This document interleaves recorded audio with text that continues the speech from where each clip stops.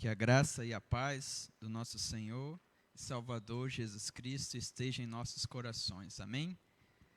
Queria mandar o meu abraço para você que está assistindo em casa, ou está no trabalho, ou está em viagem, como o Patrick.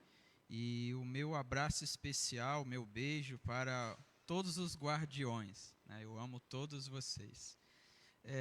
Sem mais delongas, eu gostaria de convidar os irmãos a abrirem as suas Bíblias ou verem nos seus smartphones um texto que se encontra no livro de Isaías, livro do profeta Isaías, capítulo 42, Isaías, capítulo 42, a partir do versículo 1. Isaías, capítulo 42, a partir do versículo 1, e depois leremos Mateus, capítulo 12, versículo 20. Em Isaías temos assim, na minha versão: Eis aqui o meu servo, a quem sustenho, o meu escolhido, em quem a minha alma se compraz, pus sobre ele o meu espírito, e ele promulgará o direito para os gentios. Não clamará, nem gritará, nem fará ouvir a sua voz na praça. Não esmagará a cana quebrada, nem apagará a torcida que fumega. Em verdade, promulgará o direito. Não desanimará, nem se quebrará, até que ponha na terra o direito, e as terras do mar aguardarão a sua doutrina. Agora, Mateus, capítulo 12, Evangelho segundo escreveu Mateus, capítulo 12, versículo 20.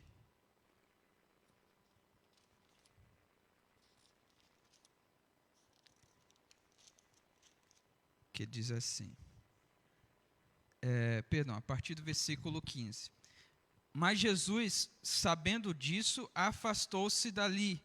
Muitos o seguiram, e a todos ele curou, advertindo-lhes, porém, que não expusessem à publicidade, para se cumprir o que foi dito por intermédio do profeta Isaías. Eis aqui o meu servo, e aí repete o texto que nós lemos, e no versículo 20, não esmagará a cana quebrada, nem apagará a torcida que fumega, até que faça vencedor o juízo. Até aí. Bom, irmãos, esse texto de Isaías, o profeta, ele é conhecido como um profeta messiânico, porque no livro do profeta Isaías, nós encontramos muitas e muitas profecias que se referem à vinda do Messias, que se refere à vinda do servo sofredor, que se refere à vinda de Cristo. Só que lá no início do livro de Isaías, nós verificamos que antes dele iniciar essas profecias, ele teve uma experiência sobrenatural com Deus. Que, se eu não me engano, no capítulo 6 de Isaías, ele fala que no ano em que morreu o rei Uzias, ele foi até os céus e teve aquela experiência de ver o Santo dos Santos, anjos, enfim. E a partir dali, ele caiu em si e percebeu uma coisa, que ele era um homem de impuros lábios e que habitava no meio de pessoas da mesma forma. E é interessante que em alguns momentos da nossa vida, às vezes, especialmente quando a gente está abençoado financeiramente, ou algo do gênero, a gente acaba se esquecendo que existem pessoas à nossa volta que padecem. Às vezes, quando a gente está tão bem emocionalmente, aquela alegria, nossa, eu não estou me contendo aqui, está tudo bem, E a gente se esquece que existem pessoas à nossa volta que não estão bem emocionalmente. Às vezes, quando a gente está com o casamento lá, uma bênção, né, e a gente fala, nossa, que glória, né, o melhor momento do casamento que eu estou vivendo, e a gente se esquece que existem pessoas que estão se matando por causa de um relacionamento que não deu certo, ou estão matando por causa disso, ou estão sofrendo. E Isaías, ele precisou ir até o Senhor, ter essa experiência para verificar que estava no meio de pessoas que adoravam ao Senhor apenas de lábios, e que era aquela adoração apenas artificial, e que ele tinha impuros lábios. E a partir daquela experiência, ele viu que ele era pecador, que ele precisava mudar. E aí ele precisava proclamar a justiça do Senhor. E é interessante que em todo o profetismo no Antigo Testamento, em todas ou na maioria das profecias do Antigo Testamento, nós temos ali uma coincidência ou uma coerência entre as profecias.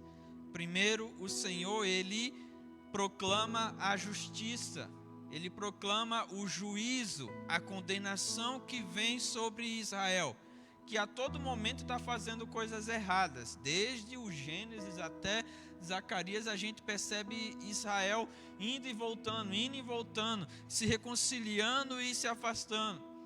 E Deus utiliza esses profetas para proclamar o juízo, a condenação. Só que depois de proclamar o juízo e a condenação, ele dá uma opção, dizendo, se vocês se arrependerem, se vocês se converterem, vocês terão uma oportunidade, vocês não passarão por isso. É o Senhor que vê o resultado das nossas ações e sabe para onde a gente está indo, mas Ele fala, olha, você vai ser condenado, olha, você vai se dar mal, se arrependa, e você não passa por isso. E Israel muitas vezes não se arrependia, e não se arrependeu, mas ainda assim o Senhor teve misericórdia. O Senhor viu o juízo e a justiça sobre o lombo de Israel e teve misericórdia de muitas vezes, e perdoou e deu segundas chances. Nesse texto que nós acabamos de ler, ele fala sobre que o Senhor, o servo, né, Isaías, a partir, se eu não me engano, do capítulo 40 ou 41, começa a falar sobre o servo sofredor. São 5 canções, e lá em Isaías, no capítulo 53, é o 5º cântico do servo sofredor, onde fala que ele sofrerá, né, e ele irá como uma ovelha muda, enfim, entre outras coisas. E aqui, se referindo ao servo sofredor e a cumprindo essa promessa no livro de Mateus, nós vemos que Jesus, ele não esmagará a cana quebrada. E é interessante, e eu sempre deixo, né, que na semana em que eu vou pregar, que Deus fale de alguma forma assim durante a semana, ou use o cotidiano assim para falar qual que é a mensagem que Ele gostaria, né, que a igreja ouvisse.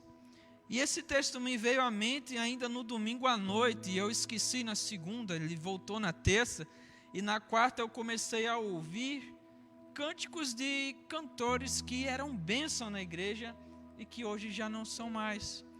E eu comecei a ouvir pregadores que eram bênção nos seus ministérios e hoje já não são mais. São pessoas que são julgadas por determinadas classes, né, do cristianismo ou do evangelicalismo. Né, são pessoas que em algum momento da sua vida escorregaram. E para a opinião pública eles não se levantaram mais. E eu comecei a pensar sobre isso, eu comentei com a Jenny. Eu disse, olha Jenny, eu estava pensando, a maioria dos meus grandes amigos são pessoas que eram bênção lá atrás e que hoje eles estão meio quebrados, ou seja, emocionalmente, ou sentimentalmente, ou espiritualmente, eles, escorregaram ali e ficaram. E eu não sei porque eu atraio esse tipo de pessoas, mas são meus grandes amigos, e eu estava prestes ali a ir para uma audiência criminal, e eu fiquei pensando, será que Deus não vai dar uma segunda chance para esse rapaz aí? A audiência ainda vai ter outras, mas está tudo se desenhando para isso. Eu não sei, Deus sabe, talvez não, eu não sei, Ele sabe do futuro. Mas é interessante, voltando aqui, o profeta diz que Jesus, que o servo sofredor, que Deus não quebrará a cana quebrada. E eu pesquisei sobre isso, e aqui não se referia à nossa cana de açúcar, que é aquela cana lá que os irmãos já conhecem, e até às vezes tem que queimar um pouco, para que as cobras e os animais ali saiam, para que a colheita seja segura. E aqui se refere a uma cana semelhante a um junco, e essa cana ela fica próximo de alguns ribeiros, próximo de algumas águas. E com a passagem das pessoas, quando abrem o caminho, elas se curvam um pouco. Elas não são arrancadas, elas se curvam, as pessoas passam, e conforme as pessoas passam, elas vão se curvando. E essa cana, ou esse junco quebrado, é aquele junco que no início da sua vida ali, ele foi quebrado e ele se curvou. E agora na fase adulta ele tem uma certa dificuldade para voltar à sua forma de antes. E aqui a segunda parte, que diz que ele não apagará o pavio que fumega, mas tem algumas versões que diz que ele não apagará a torcida que fumega. E aqui eu pesquisei um pouco e eu vi que antigamente tinha aquelas lamparinas que era com óleo, com azeite, e às vezes quando você ligava, o pavio ele acendia um pouquinho e ele estava já se apagando. Ou quando tinha pouco óleo, ele ficava ali bem fraquinho. E o Senhor, Ele está dizendo, através de Isaías e através do ministério de Jesus Cristo, de que Ele não pisará na cana quebrada, e Ele não apagará o pavio que ainda fumega. E esse trecho que eu li lá em Mateus, se os irmãos voltarem um pouquinho, vão verificar que aquele texto se refere a uma cura, em que Jesus vai até um homem que estava com a mão ressequida, e era sábado. E entra uma discussão lá entre eles e os fariseus, se podia ou não podia curar no sábado. E Jesus fala, se uma ovelha de vocês cair no precipício no sábado, você não vai salvar a ovelha? Ou você vai esperar virar o domingo? Em outras palavras. E ele foi e curou aquele homem com a mão ressequida. E quem são essas pessoas? Quem é a cana quebrada? A cana quebrada às vezes é uma moça que teve, ou um rapaz que foi abusado na sua adolescência ou na sua infância e hoje não consegue ter um relacionamento de confiança com ninguém. Às vezes a cana quebrada é um jovem que não teve o amor paterno, não teve o amor materno, e ele procura em diversos relacionamentos essa falta que ele tem desde a sua infância ou da sua adolescência.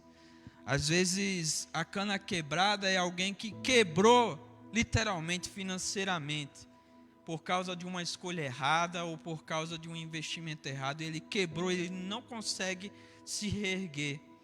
Às vezes a cana quebrada é alguém que estudou muito, alguém que se esforçou muito, mas por algum problema na sua vida ele desistiu. Era alguém que era visto como um grande potencial. Todo mundo dizia, olha, aquele ali vai ser grande. Aquele ali, nossa, eu estou vendo até o futuro dele. Nossa, se com 11 anos é assim, se com 10 anos é daquela forma, se com 15 anos é assim, imagine quando ficar adulto. Daí acontece alguma coisa. E ele vira aquele eterno potencial desperdiçado. Às vezes, a cana quebrada é alguém que trabalhou para a propagação do evangelho. Era um líder na igreja. É um líder, né, lá na sua empresa. Ou era até um pastor. E por algum problema ele se escorregou. Ele caiu. E ele ficou. E as pessoas vêm e acusam. E pisam, né, e ele continua quebrado. Ele continua encurvado. E eu estava ainda pesquisando sobre essa analogia da cana quebrada e do pavio que fumega. E um colega comentou que ele foi viajar para o interior aqui, não sei se foi aqui do Paraná ou de São Paulo. E o rapaz em que recebeu esse pastor era bem abastado. E ele tinha uma fazenda enorme. Não era fazenda de junco ou de cana, né? Mas era uma fazenda de trigo. E ele pegou a sua cabine dupla e disse, olha pastor, vamos dar uma volta aqui na fazenda. E eles começaram a ver, né, o tamanho daquela fazenda. E ele mostrou nas plantações. De repente entrou no meio do trigo. E aquela picape lá começou a amassar o trigo, né? E o pastor começou a se incomodar com aquilo, né? Mas olha, está estragando a plantação, né? E foi passando, e pega e conversa, vem, e o pastor incomodado, lá pelas tantas ele não aguentou e falou, meu jovem, desculpa, mas você está estragando a plantação do trigo aqui, está estragando tudo. E o jovem começou a rir, né? Mas daquela risada assim, gostosa, assim, ele dizendo, ô pastor, deixa eu te explicar uma coisa. Ele parou o carro, desceu e voltou. E ele disse, olha, tá vendo aquele caminhozinho ali, ó? Tô. Aquele caminho eu passei com o carro semana passada. Veja esse caminho aqui, ó, a gente passou agora. Esse aqui tá um pouco mais curvado, aquele tá menos. Tá vendo aquele outro lá? Aquele eu passei um mês atrás. Veja que ele tá quase normal. Sabe por quê? Eu não passo nos mesmos locais que eu passei antes. Porque o trigo, ele volta. Ele não chega a quebrar. Quando eu passo com a picape ali, ele não chega a quebrar. Ele se encurva e depois volta. Agora, se eu fizer isso, aí pegou lá e puxar, aí sim, aí ele não volta mais. E eu estava meditando ainda nesse texto aqui, e exatamente isso que o Senhor diz aqui. Deus não vai pisar na cana quebrada. Deus, Ele não vai pisar em quem já está quebrado. Ele não vai apagar o pavio que ainda está ali, fumegando, quase apagando. Deus, Ele não vai tirar a oportunidade de você se erguer novamente. E é interessante isso, porque ele diz isso em toda a sua palavra. Paulo, um homem que trabalhava para o Senhor, na visão dele, Saulo perseguia os cristãos, e ele caiu do cavalo, literalmente, né? Caiu do cavalo, ficou cego, mas o Senhor, e ele ali se encurvou. Ele era tal como uma cana quebrada. E alguém teve que ir lá ministrar na vida dele. Quem foi essa pessoa? Foi Ananias. E Ananias falou, mas Senhor, justo Saulo, o senhor não parece que não conhece Saulo? Né? Deixa eu então fazer o histórico aqui de Saulo, porque o Senhor deve ter esquecido. Olha, ele persegue os cristãos, consentiu na morte de Estevão. Ele encerrou tantos irmãos na prisão. Mas Deus falou, ele é para mim um escolhido. E Ananias voltou atrás e foi ministrar na vida de Saulo. Só que o que aconteceu? Logo depois Saulo foi curado e começou a pregar, foi isso? Quem leu o texto lá de Atos 9 em diante pensa que foi assim. Mas não, ele demorou pelo menos 3 anos aprendendo e até ele ser aceito entre os irmãos como um apóstolo. E isso perseguiu ele em muitos momentos da vida dele. Em muitas cartas ele teve que dizer, olha, eu não sou apóstolo, eu não sou testemunho ocular como os outros, mas eu sou apóstolo porque eu tive um encontro com o Senhor naquele momento e eu caí do cavalo, eu vi o Senhor. Ele teve que se justificar muitas vezes por causa disso. Paulo foi uma cana quebrada que se reergueu. Pedro foi uma cana quebrada que negou o Senhor 3 vezes e se escondeu, chorou amargamente, mas na ressurreição ele se reergueu e foi um grande missionário. José foi uma cana quebrada, vendido pelos irmãos, renegado pela família, tido como morto, e 13 anos depois se tornou governador do Egito. Estevão foi uma cana quebrada, perseguido, morto por pedradas, muitos cheios, com as mãos cheias de pedra para atirar nele. Mas ele subiu lá no céu, subiu ao céu, e lá ele encontrou alguém também com as mãos cheias de pedras para colocar em sua coroa. Estevão foi alguém que foi quebrado, mas se reergueu. E talvez você esteja assim, talvez esteja em casa ou aqui presente mesmo. Eu não sei o que aconteceu na sua vida que te fez curvar, que te fez se sentir quebrado. Mas o Senhor, Ele diz nessa noite que Ele não vai tirar a oportunidade de você se reerguer novamente. Amém? Vamos orar. Deus, nós te louvamos e nós te agradecemos, Pai, porque o Senhor nos ama e o Senhor nos amou de um modo que nós não merecíamos e nós não merecemos. Quantas vezes, ó Pai, nós fizemos e fazemos coisas erradas e merecemos o juízo, merecemos a condenação, merecemos muitas vezes o olhar negativo dos outros, ó Pai, mas nós te agradecemos porque o Senhor nos ama e esse amor é incondicional. E esse amor não tira de nós a oportunidade de se reerguer. Pai, eu peço agora, Senhor, por aqueles que estão presos, talvez porque fizeram algo errado.